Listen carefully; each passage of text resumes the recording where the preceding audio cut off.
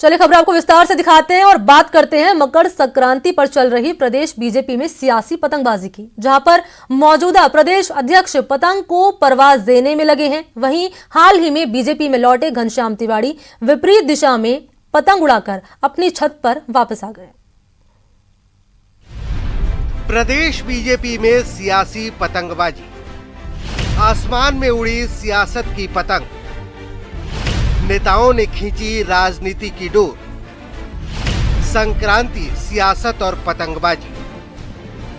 एक तरफ खुला नीला आसमान पतंगों के रंग में रंग जाने को आतुर, वहीं दूसरी ओर पतंगों की डोर थामकर सियासी पतंग उड़ाते प्रदेश बीजेपी के नेता। जी हां, प्रदेश में बीजेपी की पतंग संभालने वाले प्रदेश अध्यक्ष सतीश पूनिया इन दिनों अपनी पतंग को राजनीतिक लंबाई दे रहे हैं और दूसरे की सियासी पतंग काटने में लगे हैं। 12 जिलों के 50 निकाय चुनाव में बीजेपी की पतंग को ऊंचाई देने में नाकाम हुए पूनिया हाल ही में हुए निकाय चुनाव के साथ 3 उपचुनावों में बीजेपी की पतंग को दूसरी पार्टियों की पतंग से ऊपर पहुंचा दिया।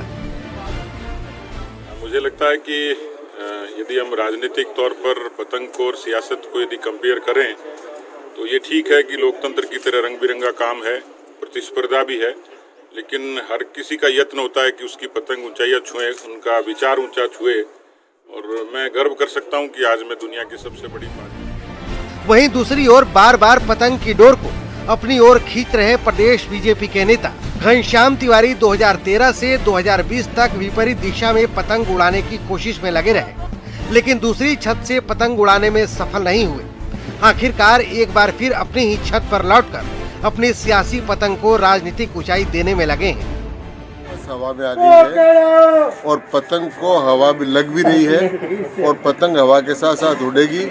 डोर तो मेरी पहले से मजबूत थी, अब पतंग पहले गिरवा में थी, अब हवा में आ गई है, अब उड़ेगी। कहते हैं कि सियासत की पतंगबाजी में राजनीतिक हवा का रुख पतंग की ऊंचाई तय करता है, इसीलिए सियासत की पतंग उड़ाने के लिए राजनीतिक हवा के रुख को भांपना जरूरी होता है। सुधीर शर्मा, न्यूज़ 18 राजस्थान, जयपुर। तो बुलेटिन फिलहाल इतना ही। देश और दुनिया की तमाम बड़ी खबरों के लिए देखते रहिए न्यूज़ 18 राजस्थान। नमस्कार।